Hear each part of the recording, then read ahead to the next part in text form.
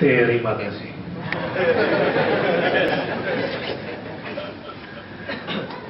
Assalamualaikum warahmatullahi wabarakatuh. Alhamdulillahil karim ar-rahman 'allamal Qur'an khalaqal insan 'allamahul bayan. Alhamdulillahilladzi ja'ala syahra ramadhana syahrun unzila fihi al-Qur'an.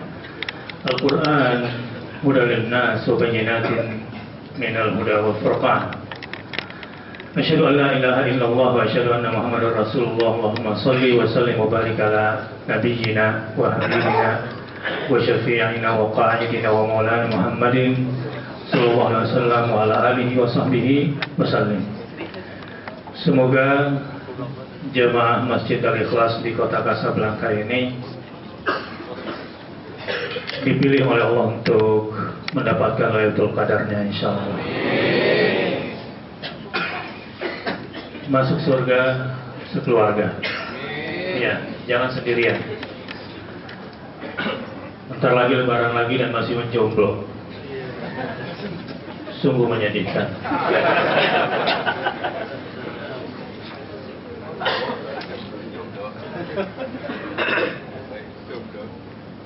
Saya tidak bermaksud membuli karena berdosa di bulan Ramadan ini, tetapi memotivasi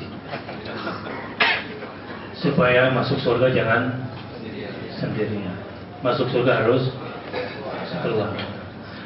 Orang tua lo kerjanya di Huawei misalnya, kerjanya banyak, tapi jomblo, cowok, kurang berkah.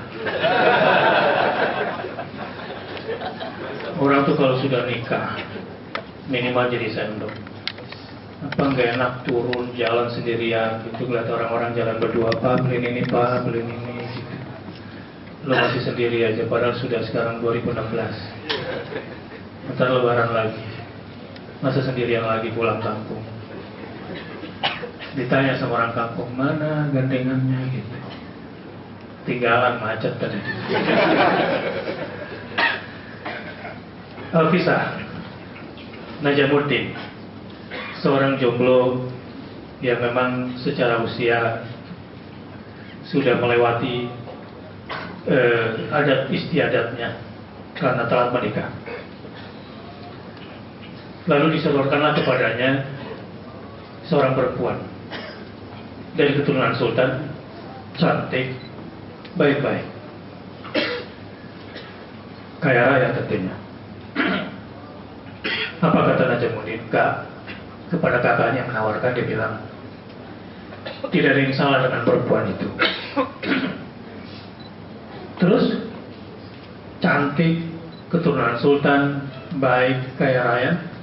Kalau ini gak cocok buat kamu, lalu seperti apa lagi buat kamu? Saya ingin pendamping yang bisa bergandengan tangan sama dia ke surga. Dan darinya saya bisa mendapatkan keturunan yang bisa membebaskan Baitul Maqdis. Ini ciri-ciri jomblo sakinah begini. Visinya jauh. Kalau cuma sembarang dapat di mall, sama aja seperti mendapatkan rumput di atas permukaan tanah. Tapi untuk mendapatkan emas memang butuh bersabar. Sabar ya mas.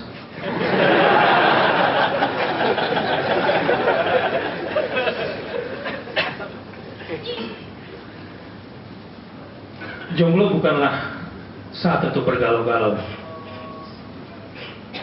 Karena banyak jomblo itu kalau ada undangan keluarga malas datang. Kenapa? Pertanyaan paling menyakitkan. Kapan kawin? Itu sangat menyakitkan sehingga kadang-kadang malas walaupun pertemuan Idul Fitri. Jangan jadi jomblo galau. Jadilah dan masuklah dalam kelompok atau klub jomblo sakinah. Najamuddin sang jomblo ini kemudian menghabiskan waktunya untuk menuntut ilmu. Memang prioritas hidup itu salamatan fid din wa afiyatan wa ziyadatan wa barakatan. Itu kalau ingin hasanah fid dunya, itu prioritasnya. Yang pertama apa? Selamat agamanya. Kalau orang selamat agamanya, nggak mungkin pilih pemimpin yang bukan seagama sama dia. hanya yang nggak selamat agamanya saja. Ini ceritanya di sebuah negeri anta berantah. Karena tadi saya dibisikin, Ustaz, jangan ngomong politik di sini. Salah lo bisikin gua kayak gitu. Asli salah. Tambah jadi biasanya.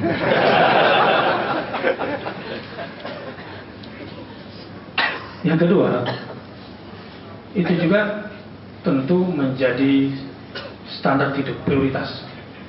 Maaf ya, saya lagi bicara soal jomblo dulkarnya 50% ya di sini. Boleh tunjuk tangan jomblo dari kalangan ikhwan?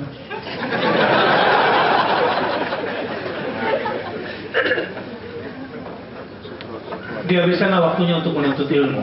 Memang selamat agama, badan sehat walafiat digunakan untuk taat.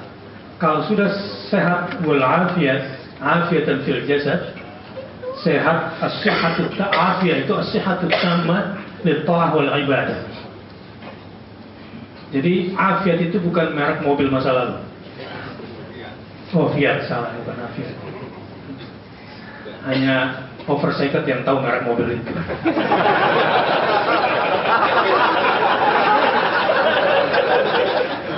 Undercycled nggak nyambung. No understanding. Makanya artisnya juga beda. Dihabiskanlah waktunya untuk menuntut ilmu. Setelah afiat fil jasad wa ziyadatan, duduklah. Tiba-tiba ketika dia sedang bertalaqi ilmu dengan syekhnya, ada yang mengusik sejenak. Seorang akhwat manggil dari balik tabir, "Guru, guru." Sebentar Najamuddin. Ada yang memanggil saya di belakang. Sayup-sayup Najamuddin kemudian ngupik. Pembicaraan itu ternyata, "Kenapa kamu tolak? Ganteng, baik, kaya raya, keturunan terhormat. Guru, tidak ada yang salah dengan laki-laki itu. Terus, kalau dia nggak cocok, kamu cari yang bagaimana lagi?" Guru, saya mau suami yang bisa jadi imam dan membawa menenteng tangan saya ke surga. Dan dari dia saya punya keturunan yang bisa membebaskan Baitul Maqdis. Ini baru klik yang beneran. Dari jauh Najamuddin bungkus karetnya 2. Tidak boleh lepas kan? Pedas lagi gitu. Udah diamprokin lah. Jadi memang al-arwahu junudun mujannadah. Orang yang sevisi itu sudah dipertemukan di alam arwah. Tinggal kopi dah. Tidak boleh ada jomblo di muka bumi. Karena yang harus tunggal cuma Allah Subhanahu wa ta'ala. Setiap orang wajib berpasangan, kecuali yang galaunya kelewatan. Benar sih Ustaz, saya yakin setiap orang pasti ada pasangannya, cuma Allah yang tunggal. Tapi kan mungkin kalau calon saya ternyata udah meninggal duluan. Sampai sejauh itu putus asanya. Kayak gak ada, Allah gak punya stok lain gitu. Tetap harus optimis. Ya Allah, jika masih di langit, turunkanlah. Jika masih dalam perut bumi, keluarkan.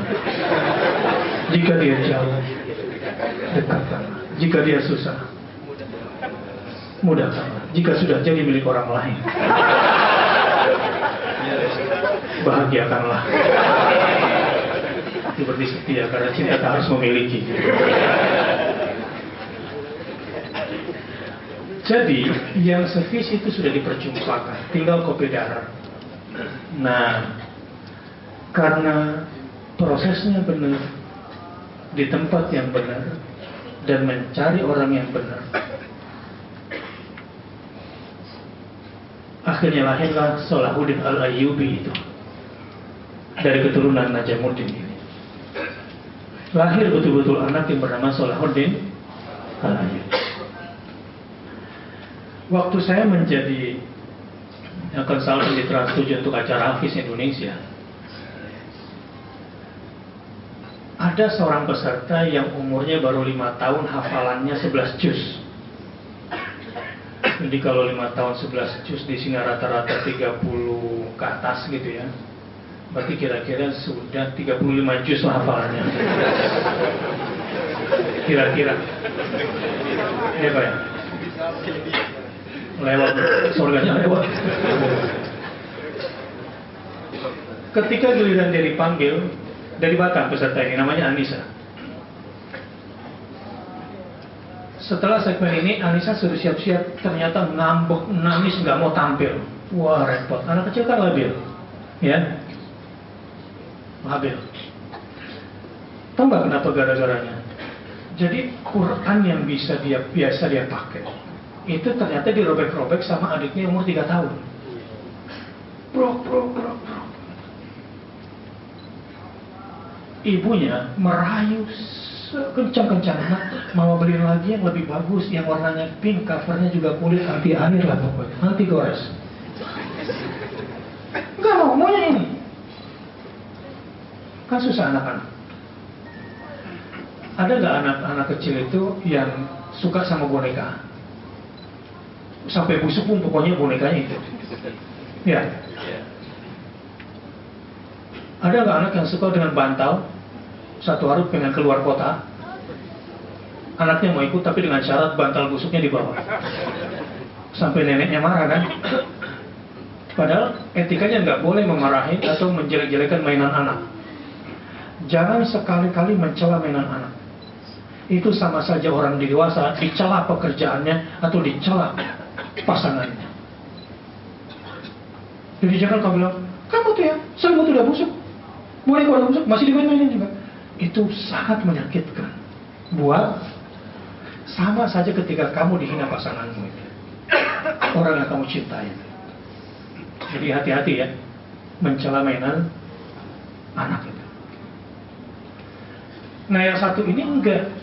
Kalau yang lain selimut, boneka, bantal, apalagi yang pengalamannya waktu kecil, yang ada suka ngeliting-ngeliting rambut, kemudian sambil ngisep-ngisep gitu. Nah yang satu ini enggak, Quran dia pegangannya. Jadi kemanapun dia pergi, si Anissa ini selalu ingin ada Qurannya, dan Qurannya yang itu. Sampai kita kebingungan. Akhirnya nih anak sambil nangis, berurai air mata, bikin ibunya kaget. Ini Quran yang terurai, itu tiba-tiba dia puzzle. Dia tempel, dia puzzle, tempel. Ketika anaknya sambil berurai gitu, puzzle nempel, emaknya bengong. Kok bisa ya? Ini coba nih anda nih, ya juz 10 diurai-urai gitu. Gue tahu pasti lu cari halamannya dulu. Yang kedua garis pinggirnya.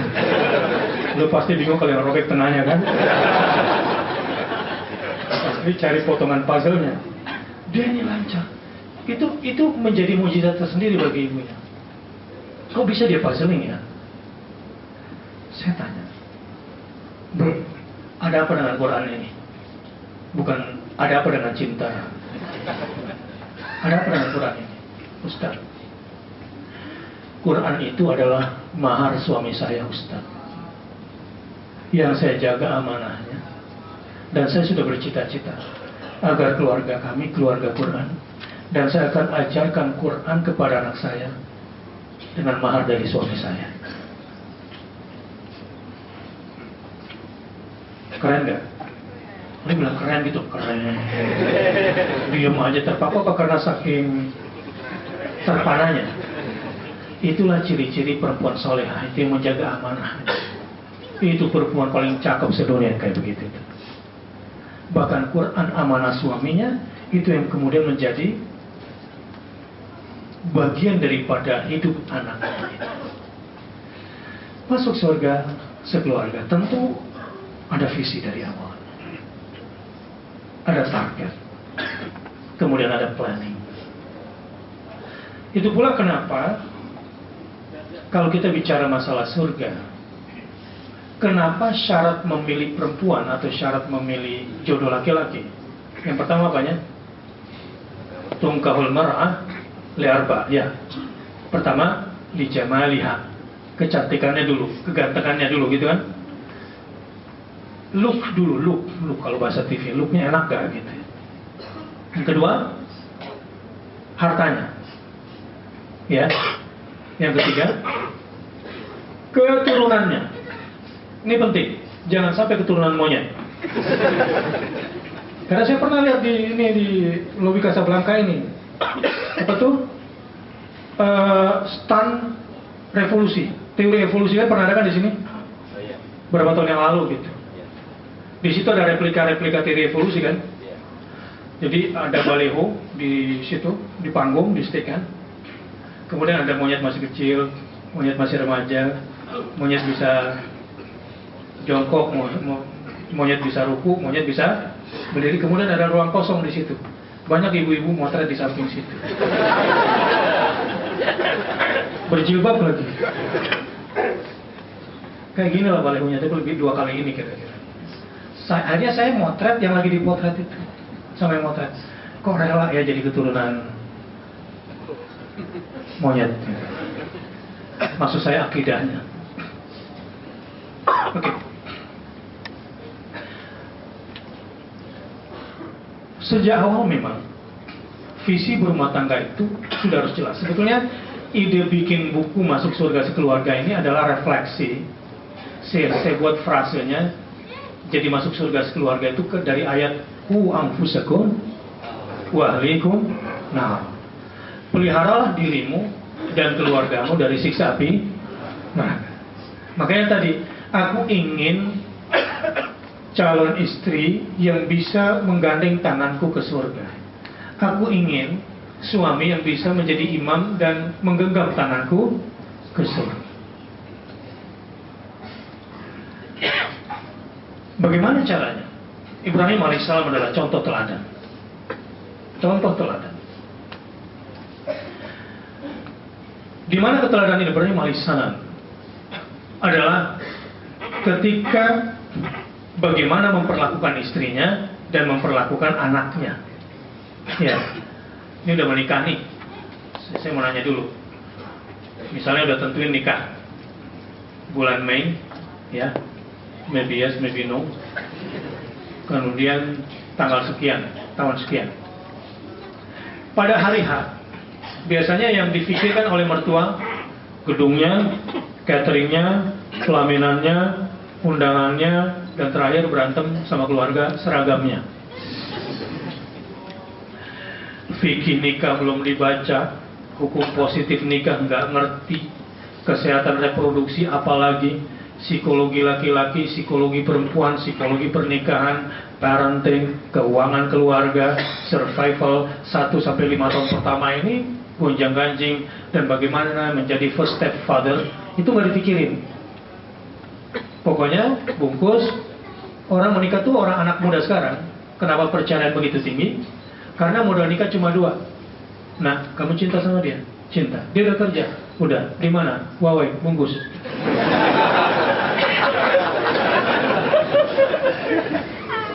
Dia permus pengajiannya, kalau nanti kan tahun depan udah ganti kota Casablanca, saya ganti nama gitu. Sehingga jadi orang tua juga nggak kreatif. Di mana nggak kreatifnya? Cari duit sebanyak-banyaknya, sekolahin anak setinggi-tingginya. Cuma itu cara berpikirnya, sangat tidak kreatif. Orang kaya nih duduk di samping saya, duduknya juga gontai. Bro, Ustaz, anak saya itu tamatan pasca sarjana luar negeri. Saya didik. Ini kaya raya, Prasdir sebuah banget. Terus, kenapa ya? Kok cari calon suami, mukanya nggak jelas, akhlaknya nggak jelas, agamanya nggak jelas, keturunannya nggak jelas. Terus, kalau Ustadz punya Ustadz aja, dia suka sama anak saya suka sama dia, walaupun nggak ada kerjanya, saya modalin dong Ustadz berapa turunan gitu. Asal anak saya mau nikah sama orang yang soleh. Saya tanya, Memangnya sejak kapan Bapak hadir dalam kehidupan anak perempuan Bapak? Nah itu dia Ustaz. Saya sibuk urusin kota Casablanca terus. Dulunya. Sehingga ketemu anak sudah gede. Anak perempuan itu, kalau ayahnya sukses, dia akan bilang, my dad, my first love. Anak laki-laki itu, kalau ayahnya sukses, my dad, my hero. Dia bangga dengan jadi keturunan ayahnya. Dia bangga jadi ambil nasab ayahnya. Tapi kalau anak perempuan sudah nggak ngefans sama bapaknya, biasanya dia cari cowok yang bertentangan dengan bapaknya, dan itu adalah awal siksaan Allah dari anaknya, karena selama ini tidak ada dalam kehidupan anaknya. Dan ini akan menjadi episode panjang dalam kehidupan. Sudah tua, sudah pensiun, anaknya di usia aktif, cucunya jarang dibawa ke rumah kakeknya, jarang dibawa ke rumah nenek. Ada yang curhat kemarin, seorang nenek-nenek lagi umroh, nangis saja bawaannya, karena sibuk terus. Anaknya lapar ayah, pada saat yang sama kehilangan ibu juga karena kerja mulu. Dia pulang dari kokas, di kendaraan umum masih begini. Ketemu suami di rumah diranjang masih begini. Udah diranjang, yang satu tidur sama siapa, yang satu lagi mikirin siapa. Anak-anaknya akhirnya nggak mendapatkan kasih sayang. Broken home itu efeknya banyak sekali. Anak kemudian free sex, drugs, tawuran, geng motor, ya, narkoba, minuman keras, apa semuanya itu gara-gara sebetulnya dari rumah semuanya. Itu kalau ditanya anak-anak itu, pernah kita buat tim penelitian gitu ya, semuanya rata-rata, kenapa sih lu tahu nggak? Oke lah, lu hebat sebagai geng motor, tapi kan banyak yang mati gara-gara kelakuan lu nih. Masalah. Usut punya usut, kejar punya kejar, akhirnya dia bilang, dia banting meja, dia bilang, ini semua gara-gara ke bokap gue. Yang satu lagi yang free sex perempuan, ini juga gara-gara nyokap gue. Jadi ujung-ujungnya memang ke rumah. Itu harus ada departemen sosial, kementerian sosial. Sekjen yang bilang sama saya, Ustaz, semua masalah di Kemensos ini urusannya ujungnya keluarga lagi. Biar keroknya siapa di rumah? Bapaknya yang gagal menjadi pemimpin sebagai seorang leader. Istri itu tabiatnya sebetulnya seperti cermin, ya. Laki-laki di training di outbound 3 hari nggak pakai cermin, masalah nggak? Masalah. Perempuan lo taruh saat outbound, kasih tenda yang nggak ada cermin yang sama sekali, dan dia bilang nggak boleh bawa cermin, pusing deh. Kalau perlu dia ngaca di air yang bergelombang. Itulah karenanya kenapa mar'atul perempuan dikatakan perempuan, karena temannya mir'atul, cermin. Nggak ada cermin, belepotan dandanan. Ada seorang artis kan bertahun-tahun bercermin dengan wajahnya yang itu, tiba-tiba operasi plastik. Untung nggak ada sisa bekas kacang Garuda di sini. Akhirnya dia menyesal, si artis ini. Saya pengen balik lagi ke wajah saya yang awal, Ustaz. Tapi bukan itu yang ingin saya sampaikan. Istrimu itu sebetulnya tergantung objek yang ada di depan cermin. Kalau di depan cermin ini ganteng, kira-kira objek di cerminnya apa? Ya ganteng juga lah. Kalau jelek, jelek juga. Begitu sebetulnya istri dalam menyikapi istri. Saya kembali kepada cerita Ibrahim. Kenapa saya katakan Ibrahim? Karena ini contoh laki-laki dan keluarga ideal. Inna Allah astafa Adam wa Nuh wa ala Ibrahim wa ala Imran ala alamin. Allah telah memilih 4 lelaki pilihan. Adam, Nuh disebut sebagai individu, keluarga Ibrahim dan keluarga Imran. Ya, yang pakai keluarga siapa di sini? Ibrahim dan Imran. Yang nggak pakai keluarga siapa? Adam dan Nuh. Ada apa dengan Adam? Kasus anaknya. Ada apa dengan Nuh? Istrinya. Anyway, 4 orang ini adalah orang pilihan di depan Allah Subhanahu wa Ta'ala. Ya, tetap menjadi orang pilih. Walaupun bermasalah sama anaknya, walaupun bermasalah dengan istrinya. Karena memang ada beberapa macam istri digambarkan dalam kehidupan ini, terutama di dalam Al-Quran. Ada tipe istri yang tidak saleh bersuamikan orang saleh. Istri siapa nih? Istrinya solehah, istrinya tidak saleh, istrinya tidak salehah, suaminya saleh. Istri siapa? Nuh dan Lut. Istri salehah di bawah suami yang tidak saleh. Siapa namanya? Asia. Nah, yang bagus adalah istri salehah memiliki suami yang saleh, seperti ya istri-istri Anda semua lah. Ya, orang paling cakep sedunia lu tahu siapa? Hawa. Tercantik kedua siapa? Itu yang mencarikan istri kedua buat suaminya yang bernama Hajar. Siapa namanya? Sarah. Itu orang paling cakep kedua sedunia setelah Hawa. Ya iyalah Hawa, nggak ada cewek lain. Cuma lu tuh ya. Terlalu Machiavellis secara berpikir. Teori perennial lah apa. Kenapa Hawa perempuan paling cantik sedunia? Karena cara buatnya langsung dengan tangan Allah, nggak kayak lu. Campuran syahwatnya macam-macam. Nah, itu kalau berdebat dengan orang sekuler nanti. Ya iyalah Hawa, nggak ada pembanding cewek lain. Nah, tapi yang penting itu yang kedua. Perempuan paling cantik nomor 2 siapa? Sarah yang mencarikan istri keduanya Ibrahim. Yang bernama? Karena dia bilang sama istri, kalau cantiknya masih di bawah Sarah, nggak usah berlaku. Sarah aja nyariin.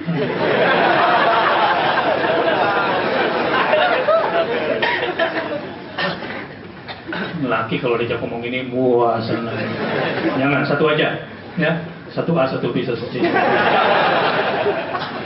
Ustaz ngajarin sesat. Kalau daripada lu pacaran, mendingan putusin.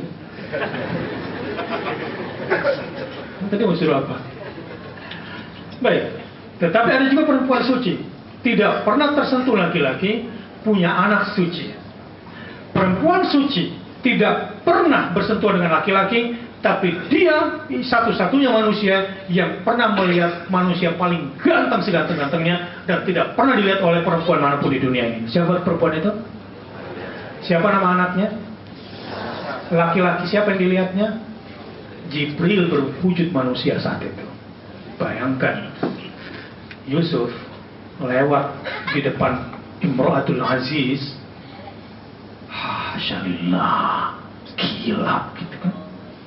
Perempuan-perempuan gila sampai syaraf-syarafnya mati itu. Terutama syaraf sensoriknya itu. Mati betul perempuan itu kalau ngeliat orang ganteng itu.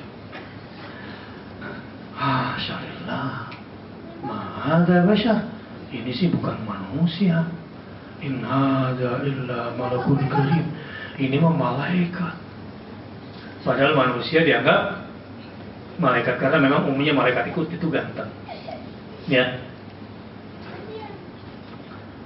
Sekarang yang turun kepada perempuan suci yang menjaga kesucian dirinya ini, inilah keadilan Allah Subhanahu wa Ta'ala. Memang Maryam belum pernah tersentuh, tapi ekstrak cinta, ekstrak kenikmatan pria cuma Maryam yang mendapatkannya. Tak bercampur syahwat. Di satu ruangan di timur Baitul Maqdis, tiba-tiba malaikat Jibril masuk. Kalau Anda lagi jomblo, ganteng banget berdua-duaan, Kira-kira lu bilang apa?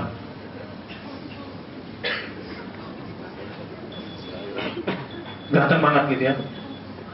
Pingsan, itu A. B, pura-pura pingsan jatuh di pelukannya. Atau kayak Maria, kata Maria, aku berlindung kepada Ar-Rahman. Jika kamu orang bertakwa, tinggalkan aku. Kamu bukan menerima. Kira-kira ada yang mana? A, B, C? Jujur. Jujur. Jawab serentak ya. A, B atau C? Mulai. Nggak jelas. Tapi kayaknya sih yang terakhir lah ya. Amin, berarti cita-citanya gitu. Baik.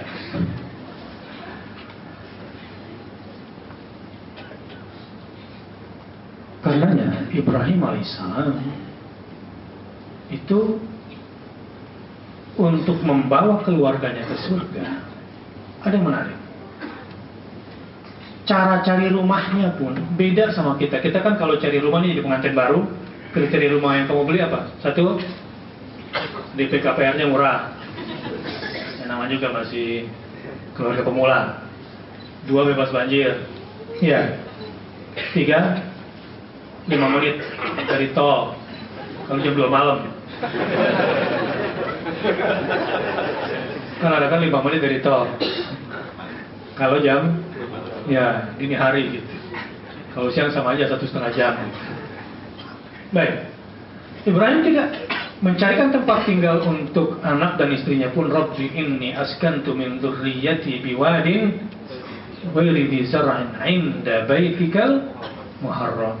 Rabbana liyuqimus shalah faj'al af'idatan minan nas tahwi ilaihim warzuqhum minas thamarat, dan seterusnya. Tuhan, ku tempatkan anak dan istriku di sebuah tempat yang tandus, tak berpohon-pohonan dan tak berair, di samping bait-Mu yang mulia, agar mereka mendirikan salat, dan ya Allah rezekikanlah buah-buahan kepada mereka. Itu rentetannya. Di samping rumahnya Allah, untuk mendirikan salat, rezekikan kepada mereka buah-buahan. Ini siklus rezeki. Jadi cari rumah itu yang dekat dengan rumahnya Allah Subhanahu wa Ta'ala. Saya baru pulang dari Manila. Jadi rupanya kristenisasi, katolikisasi Indonesia itu dari Manila, terutama untuk kawasan timur, rumahnya kawasan daerah dia ini.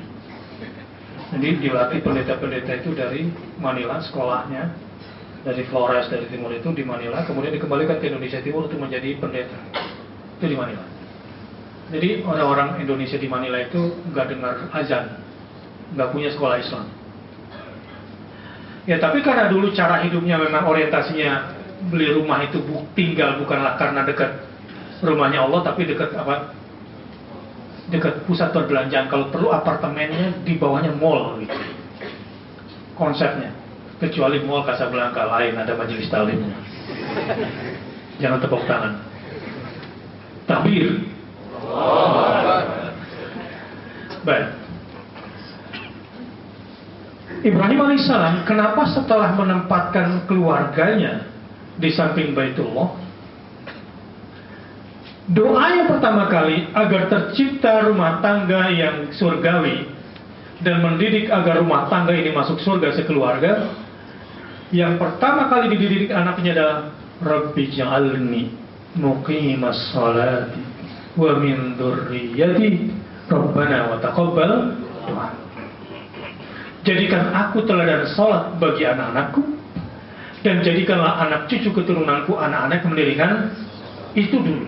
Sebab kalau itu sudah tegak, maka rezeki gampang. Jadi ibu-ibu nanti kalau beli rumah, ingat doanya Asia. Apa doanya Asia? Rabbi ibnili indaka baitan. Wah, untung ikut pengajian hari ini. Ya, nanti kalau kredit rumah, cari yang dekat rumahnya Allah, dekat masjid. Tapi dilema juga sih dekat masjid. Ada juga yang banyak nggak bisa tidur gara-gara dekat masjid. Jam 2 Oh. Wah, dari jam 2 sampai subuh sholawatan mending suaranya enak. Ngajinya kemana kemarin. Pernah ada jemaah juga minta, tadinya Ustaz saya cari rumah pengen dekat masjid supaya dekat rumahnya Allah, malah pusing saya Ustaz. Sampai zikir-zikirnya pun keluar pakai toa-toanya pas ke jendela rumahnya persis tempat tidurnya.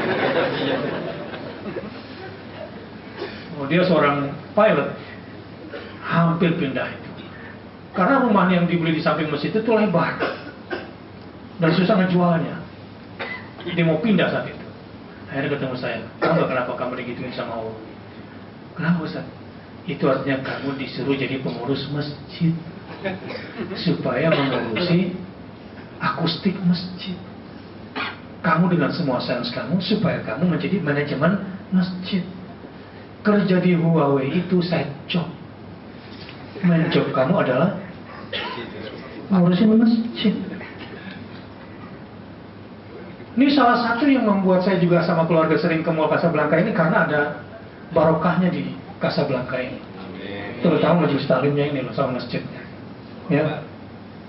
Ya, ini salah satu kelebihannya. Jadi enak kalau di sini gitu ya. Kita sama-sama orang Muslim banyak di sini kan. Ya. Lain kalau di sono. Nggak feel at home, nggak homey. Nah, kalau masuk ke Mall Casablanca ada sedikit homey. Ini promosi. Kalau nggak dapet diskon kelewatan. Saya nggak minta, tapi kan pengertian. Baik. Tahapannya begitu, dicarikan tempat tinggal, kemudian dirikan sholat di rumah, kemudian rezeki itu akan datang dengan sendirinya jika sholat sudah ditegakkan di dalam rumah.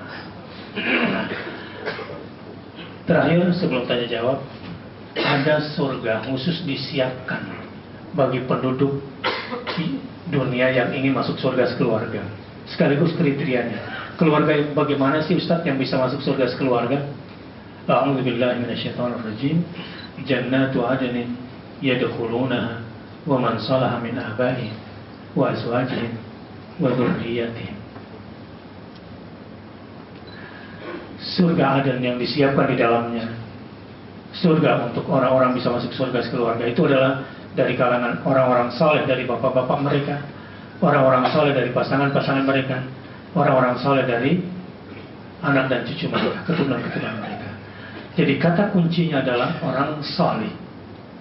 Istri menjadi istri salehah, suami menjadi suami saleh, anak menjadi anak saleh, mertua menjadi mertua yang konkretnya.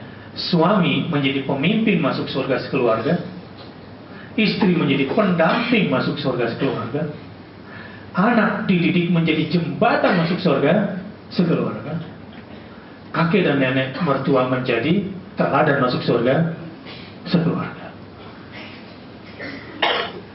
Oke, konkretnya Ustaz, bagaimana agar saya bisa masuk surga sekeluarga? Ada bocoran di dalam surat At-Tur. Coba nanti baca dari ayat 21 sampai ke bawah. Ada salah satu sudut angle surga diceritakan begini. Fa'aqbala ba'dhum 'ala ba'dhin yatasaalun.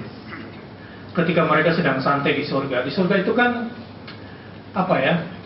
Yatufuna 'alaihim wildanun mukhalladun bi aqwabin wa bariq wa ka'sin min ma'in la yusaddauna 'anha wa la yunsifun. Satu perempuan, ibu-ibu nih ya. Satu perempuan Anda nanti di surga itu pelayannya minimal 1000 orang. Begitu digambarkan dalam hadis yang sahih. Itu 1000 laki-laki, tentu nggak ada yang pakai oversize, nggak ada yang masuk surga. Ini semua Pak, gimana ya, berondong semua, berondong tuh jelek kok. Pokoknya wildanun, laki-laki muda yang nggak pernah tua, mukhalladun, yang mudanya itu kekal abadi. Jadi sekarang udah tahu ya. Jangan sampai bilang, kenapa sih selalu ada bidadari, kok kenapa nggak ada bidadara hari ini, gue kasih tahu.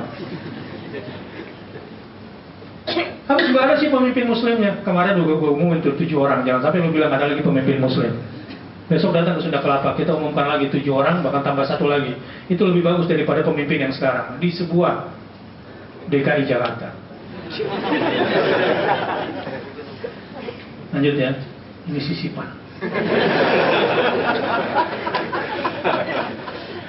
Kalau nggak ada politik, nggak ada tegang-tegang, nggak seru kan. Film itu akan ramai kalau ada air mata, ada komedi, ada thrill, ada action gitu kan. Biar seru gitu. Gitu juga situasi ini saya bangun. Ya maklum lah, seleb. Oh seleb, selebaran. Jadi, saya mau bilang apa tadi ya? Wildanu mukhalladuna ini itu membawa cawan-cawan, ada emas dan perak berpermata, yang minuman anggurnya itu sangat berkualitas, tapi la yusaddauna anha wa la yanzifun. Kalau kita minum itu nggak bikin pusing dan ngomongan kita nggak ngaco. Itu bahasa Al-Quran. Itu pohon di surga. Kalau kita lagi duduk, itu pohon rendah, kayak ada hidroliknya. Kalau kita berdiri, dia juga meninggi, sehingga kita gampang mengambilnya. Jadi suasana di surga itu digambarkan, fa'aqbala ba'dhum 'ala ba'dhin yatasaalun. Ketika minumnya enak, buahnya juga sangat sebelumnya tufuna alaihim kan mereka sullatum minal awwalin wa qalilum minal akhirin ala sururin mawdu'ah muttaqina 'alaiha mutaqabilin, gitu ya.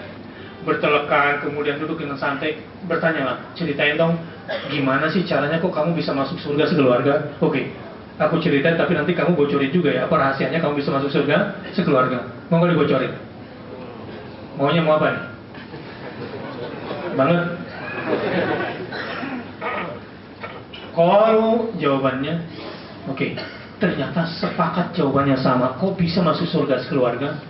Qalu inna kunna qablu fi ahlina musyfiqin. Dulu waktu kami masih di dunia, di rumah kami saling mengingatkan akan bahayanya siksa api neraka. Kira-kira kalau bahasa sekarang, karena kami di rumah tangga kami sangat sering mengingatkan akan bahaya siksa api neraka, jadi yang ada di rumah kami bukan home theater, tapi rumah kami rumah ibadah. Sudut rumah kami nggak ada tuh yang namanya minibar, yang ada adalah rumah ilmu, perpustakaan. Nggak ada game zone di rumah kami. Yang ada adalah mihrab untuk mendatangkan para malaikat. Karena kami tahu tempat yang paling banyak setannya di rumah selain di WC adalah ruang TV. Orang yang percaya terima nggak a'udzubillahi minasyaitonirrajim itu sudah kena serangan jin sebetulnya, yang masuk lewat frekuensi itu. Benar. Saya selalu mengingatkan sama artis saya bilang, sama si Wisnu misalnya atau si Zizi, tahu nggak kamu kenapa artis banyak yang kawin cerai? Ya Ustaz, kenapa? Kalian ini jarang berzikir sih, jarang tahassun, bentengnya diri. Kamu pernah lihat film voodoo di Amerika, di Afrika? Boneka dipencet, orang berdarah-darah di sana. Ini kamera ini lebih bahaya daripada voodoo itu. Ini frekuensinya bisa digunakan. Orang-orang bisa dengki sama kamu, makanya banyak zikir pagi, zikir sore. Itu banyak orang bercerai sebetulnya gara-gara dengki atau gara-gara sihir. Tapi kayak orang normal. Nah karenanya, jangan sampai masuk rumah dan kamu tidak salah. Jangan sampai berhubungan suami istri tidak berdoa, Allahumma inni a'udzubika minal khubuthi wal khaba'ith. Jangan sampai kamu berhubungan suami istri dan kamu tidak berdoa, Allahumma inni a'udzubika minal khubuthi wal. Tahu nggak kena? Saya ngeliatin apa? Yang nggak ketahu berarti nggak berdoa.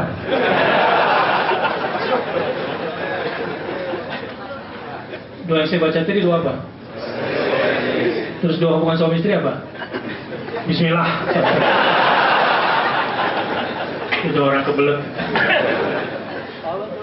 Salah satu kenapa anak terlanjur LGBT karena orang tuanya berhubungan tidak berdoa, dan di situ kata Ibnu Abbas, jin ikut tanam saham makanya lekong. Gara-gara nggak berdoa. Banyak yang perlu kita ceritakan, tapi untuk hari ini saya kira cukup sekian. Kayaknya di sini banyak, tapi nggak ada makanan minuman di sini ya. Baik, sudah habis waktunya ya. Kita beri kesempatan kepada mereka yang mau sholat. Aku qouli hadza wa astaghfirullah wa lakum. Subhanakallahumma wa bihamdika asyhadu an la ilaha illa anta astaghfiruka wa atubu ilaik. Mudah-mudahan mulai hari ini para suami menjadi pejuang sekaligus pemimpin masuk surga keluarga, amin. Semua para istri dan calon istri, berjuanglah menjadi pendamping suami masuk surga sekeluarga bersama anak-anak. Dan kita berdua didik anak-anak kita untuk bisa menjadi jembatan kita masuk surga sekeluarga. Tidak ada yang salah dengan villa mertua indah, karena Islam sebetulnya menganut an extended family, keluarga besar. Dan sebetulnya mertua itu sangat senang jika sering dikunjungi dan kemudian membawakan cucunya buat dia, karena akan terjadi transformasi idealisme. Karena itu berbahagialah mulai hari ini. Dan sebagai penutup, kata kunci yang paling penting, apapun masalah kamu dengan pasangan kamu, jangan bermimpi merubah dia. Yang paling penting harus kamu lakukan adalah rubah cara kamu menyikapi dia dengan kata syukur. Suami paling beruntung kalau sudah melihat istrinya waktu tidur, dia bilang, alhamdulillah, terima kasih ya Allah, kau berikan aku perempuan yang edisi terakhir ini. Lalu kau cium dia keningnya, wah, tiba-tiba dia bangun kaget, apa sih? Wassalamualaikum warahmatullahi wabarakatuh. Waalaikumsalam. Baik, bagi jemaah yang mau bertanya, tanya. Dua aja dari Ikhwan satu dan dari ibu-ibu satu. Pertama dari Ikhwan, bapak-bapak ada yang mau bertanya?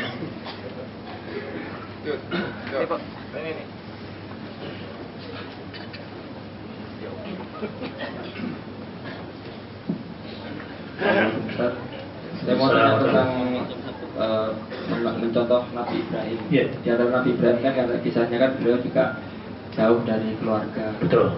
Apakah itu sesuatu yang misalnya banyak pendapat yang kalau jauh pokoknya jangan dan sebagainya? Apakah sesuatu yang juga bisa dicontoh dan bagaimana fiktifnya kalau memang harus seperti itu? Dalam kondisi yang mengharuskan kita berjarak jauh dengan istri, dengan anak, seperti Ibrahim, bahkan seperti Maryam dengan bundanya Imran, atau bahkan seperti Yusuf yang jauh dari ayahnya, Yakub, dan mereka menjadi seseorang yang hebat.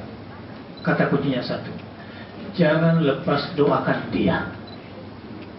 Yang kedua, jangan lepas untuk kasih sayang, selalu pikirkan tentang dia. Maka kamu akan selalu terhubung dengan istrimu, terhubung dengan anakmu. Satu hal, kalau sempat berbicara dengan dia, jangan cuma kamu yang mendoakan, minta sama dia.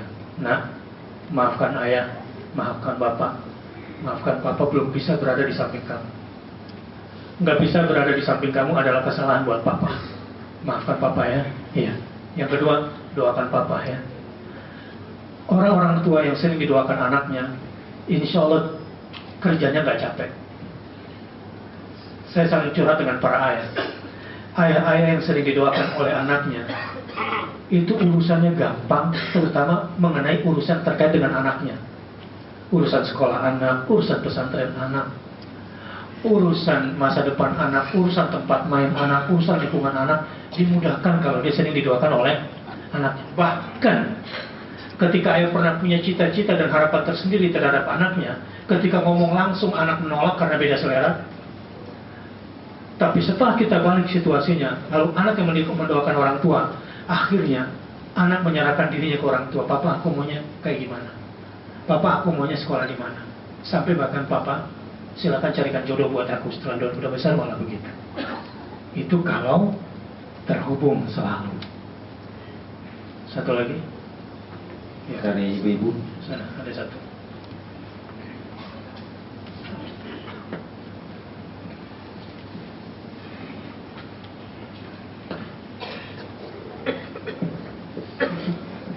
Assalamualaikum warahmatullahi wabarakatuh. Waalaikumsalam.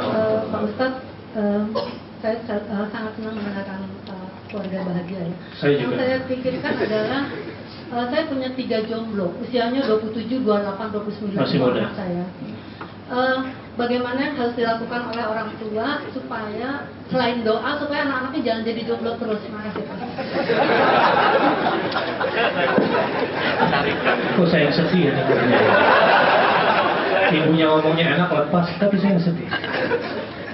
Ibu, tidak ada yang boleh tunggal di muka bumi ini selain Allah. Saya yakin anak ibu nggak ada yang ngerasa, emaknya yang ngerasa. Dan yang menularkan anak jadi resah justru emaknya. Jadi mulai hari ini ibu nggak usah resah. Doa itu jangan dianggap enteng. Jangan dianggap enteng.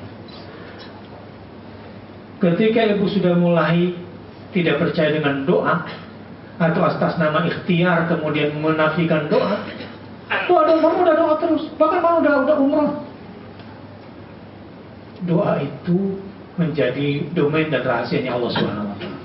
Ingatlah, semua akan indah pada waktunya, oke? Dan semua pasti ada jodohnya, dan tidak pernah tidak ada.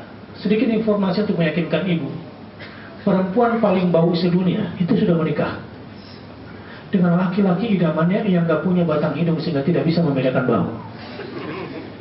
Ya, gak ada cacat, gak usah kecewa. Tapi boleh proaktif. Proaktifnya gimana? Jangan lupa rumusan. Jangan jajanin anak, mau gak anak gue, mau gak anak gue gitu, jangan gitu. Itu kasihan anaknya. Ya, emangnya gue barang apaan? Lihat rumusnya. At-thayyibuna lit-thayyibat. Laki-laki yang baik untuk, jadi bahasa itu diperuntukkan. Jadi Allah yang mendatangkan untuk si thayyibi, si thayyibat. At-thayyibuna lit-thayyibat.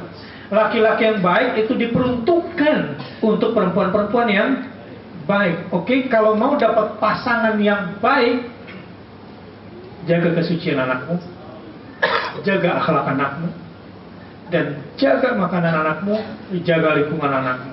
Percayalah, semua akan indah pada waktunya. Seperti Maryam. Maryam, kata orang memang gak punya laki, tapi jangan dikira ekstrak cinta, bahkan ketampanan dimiliki oleh Maryam. Nggak ada masalah dengan anak itu. Ibunya yang kurang sabar. Jadi mulai hari ini sabar. Justru kalau ibu nervous, malah calon mantu jadi ketakutan. Mau ya sama anak saya, mau ya? Ih, serem banget. Belum, tolong nanti kalau, padahal ini baru kunjungan pertama, baru penjajakan. Nanti kalau kamu jadi mantu jangan sakit anak saya.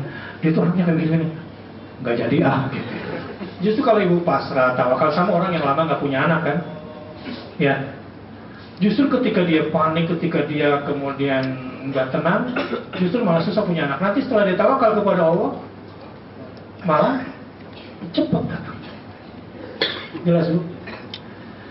Wassalamualaikum warahmatullahi wabarakatuh. Boleh satu aki-aki boleh? Aki-aki. Kasihan beda lagi yang kayak gitu. Assalamualaikum warahmatullahi wabarakatuh. Waalaikumsalam.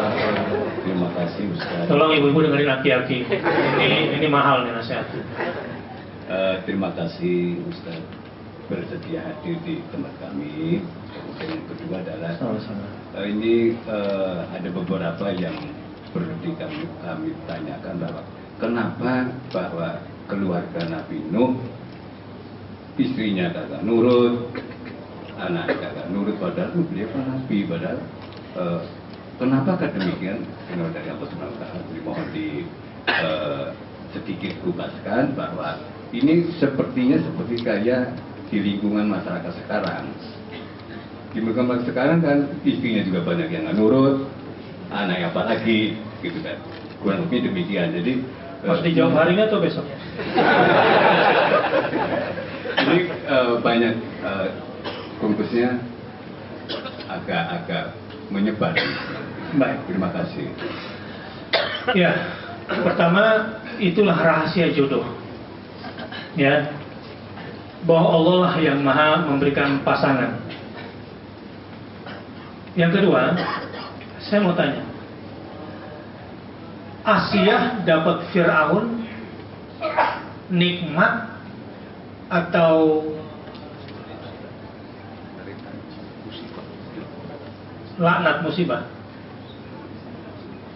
Kalau dilihat dari sekarang, kacamata keduniaan yang standar, musibah banget.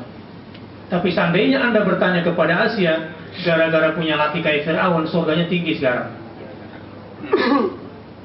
Ya, Jadi kira-kira menurut Asia punya laki kayak Firaun nikmat atau musibah? Jadi tergantung bagaimana cara kamu menyikapinya. Makanya saya bilang, apapun masalahmu sama pasanganmu, nggak usah mimpi bagaimana cara merubah dia. Emaknya aja nggak bisa. Tapi kalau mau berubah dia, gampang. Rubah cara kamu menyikapi dia. Mau nggak saya kasih tahu bagaimana cara ngelihat bulan jadi 2 pada malam-malam? Pencet aja bola mata lu. Canda itu ya. Tapi jadilah seperti seorang surfer. Nggak seru nih, ombaknya nggak gede. Pegang itu selancar. Nggak, nanti tunggu gede lagi gelombangnya. Nah, keluarga adalah bagian daripada ujian. Begitu juga dengan Nuh dan Lut. Nuh dan Lut adalah, kalau kita tanya bagaimana pengalaman dia punya bini kayak gitu, ya alhamdulillah ala kulli hal. Orang-orang beriman itu kalau dapat nikmat, alhamdulillahilladzi bi ni'matihi tatimmus shalihat. Orang-orang beriman itu kalau dia dapat musibah dia bilang apa? Alhamdulillah ala kulli hal. Loh, bukannya innalillahi wa inna ilaihi raji'un, itu yang standar minimal. Tapi kalau menjadi orang hebat itu selalu alhamdulillah. Satu hari dia ketok pintu, mau curhat sama Umar karena bininya ketus. Assalamualaikum. Umar buka pintu sambil menghadap istrinya. Nggak jadi itu. Assalamualaikum, tutup lagi.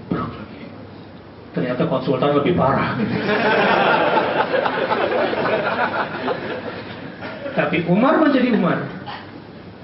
Umar menjadi Umar. Asia menjadi Asia. Lut dan Nuh menjadi mereka berdua adalah karena mereka menjadi dirinya sendiri. Tidak bermimpi merubah orang lain. Akhirnya mereka semua menjadi orang hebat. Dan tergantung bagaimana cara kita menyikapinya. Nah, khusus pertanyaan Bapak. Mungkin istri kita nggak seperti istri Lut lah ya. Ya cuma kayak tadi gitu, rada-rada. Nih, tips. Kalau nggak mau cekcok lagi di rumah, dan setelah ini insya Allah romantis. Mau? Mau apa? Ya insya Allah nggak cocok lagi nih, terutama pasangan muda. Ya, bikin aturan mulai hari ini. Suami bicara boleh dipotong, istri bicara nggak boleh dipotong. Siap?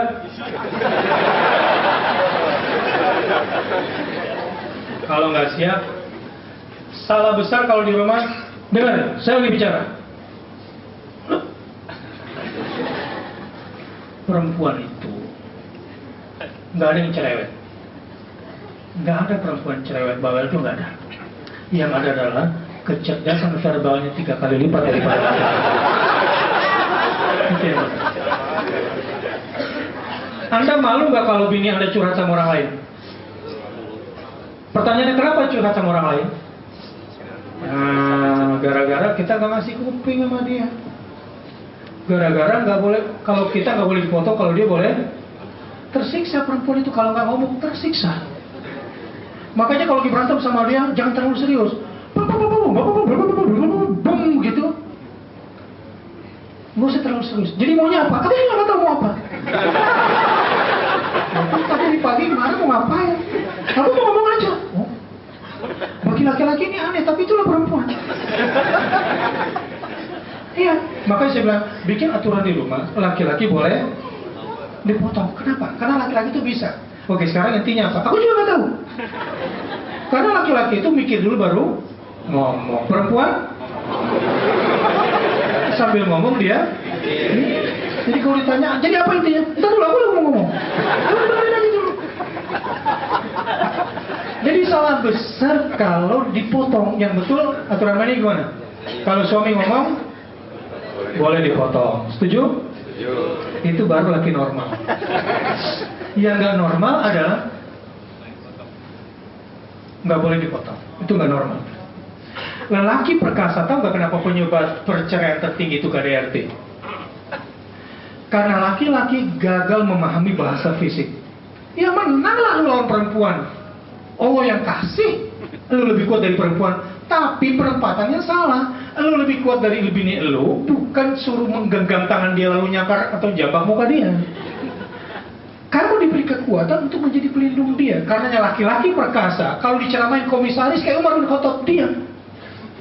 Iya, maaf. Maaf, kemarin maaf. Umar itu nggak akan jadi Umar kalau bininya nggak kayak gitu. Untung dia punya bini kayak gitu. Oke, sayang, marah terus. Nggak bisa. Oke, ngapa? Oke, aku khilaf. Kemarin khilaf, sekarang khilaf lagi. Ya, doain aku makanya supaya aku nggak khilaf lagi. Pokoknya lu minta maaf walaupun dia yang salah. Dan satu hal, jangan pernah mencoba mengutarakan alasan sama bini, jangan. Dia itu nungguin lu dari pagi. Nanti kalau dia pulang, kalau dia jawab begini, begini. Semua bukti-bukti nyata udah dikumpulkan. SMS mau apa udah disiapin. Udah disiapin. Jadi kalau kamu pulang lalu mengutarakan alasan, dia udah siapkan 10 peluru baru. Mending lu diam. Ini it's work.